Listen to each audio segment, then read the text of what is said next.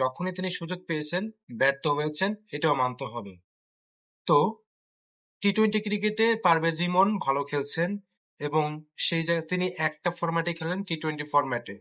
পারভেজ ইমনকে এই যে ওয়ানডে ফরম্যাটে নূর হাসানের পরিবর্তে যদি পারভেজ ইমনকে খেলানো যেত, তাহলে পারভেজ ইমন আমার কাছে মনে হয় অনেক বেশি ভালো করতো। ওডিআই ফরম্যাটে যেহেতু লিটন দাস আছে, তার ব্যাকআপ হিসেবে থাকতে পারতো এবং নাম্বার 6 ব্যাটার হিসেবে পারভেজ ইমন যে কোনো পজিশনে এখন খেলতে পারছেন। তিনি 3-এ খেলছেন, কখনো কখনো 4-এ, কখনো 5-এ, কখনো 6-এ তিনি খেলছেন। তো এই জায়গাটিতে নুর হাসান সোহান যেখানে খেলার আশা ছিল, সেই জায়গাটাতে কিন্তু এই যে পারভেজ ইমন খুবই দারুণ একটা চয়েস। আমরা 6 নম্বরে মোসাদ্দেক হোসেন সৈকতকে পেয়েছি। হ্যাঁ, নাম্বার 6-এ মোসাদ্দেক হোসেন সৈকত পারফেক্ট। তারপরে 7 নম্বরে শেখ মেহেদী পারফেক্ট।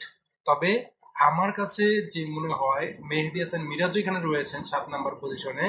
সো ব্যাকআপ হিসেবে নূর হাসান সোহানকে স্কোয়াড থেকে বাদ দিয়ে পারভেজ হোসেন ইমনকে ওডিআই ফরম্যাটে ইনক্লুড করা যায় কিনা, এটা যদি হতো তাহলে বেস্ট একটা কম্বিনেশন হতো বাংলাদেশ টিমে।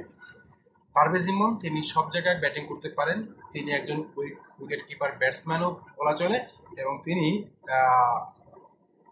লিটন দাস যদি কোনো ইনজুরি পড়েন, কোনো ঝামেলা হয়, তাহলে সেখানে তিনি তার এই অভাবটা পূরণ করতে পারবেন উইকেট কিপার করে।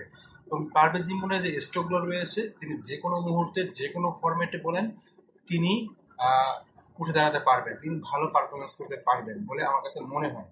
পারভেজ ইমনের এই যে ধারাবাহিকতা, যে টি-টোয়েন্টি ক্রিকেটে তিনি দারুণ খেলছেন, মাঝে মাঝে খারাপ করছেন, মাঝে মাঝে ভালো করছেন, এইটাই ক্রিকেটের নীতি, এটাই ক্রিকেটের সংস্কৃতি, যে ক্রিকেট কখনো ভালো খেলবেন, কখনো খারাপ খেলবেন। তা পারভেজ ইমনকে দলে রাখা মানে হচ্ছে একটা প্রতিপক্ষ ক্যাপ্টেনের একটা বাড়তি চিন্তা করা। নূর হাসান সোহান, তাকে আমি দেখি নাই কখনো ভালো খেলতে। সেই বিপিএল একটা ম্যাচ খেলেছিল, লাস্ট ওভারে 25 রান দিয়ে ম্যাচ জিতেছিল।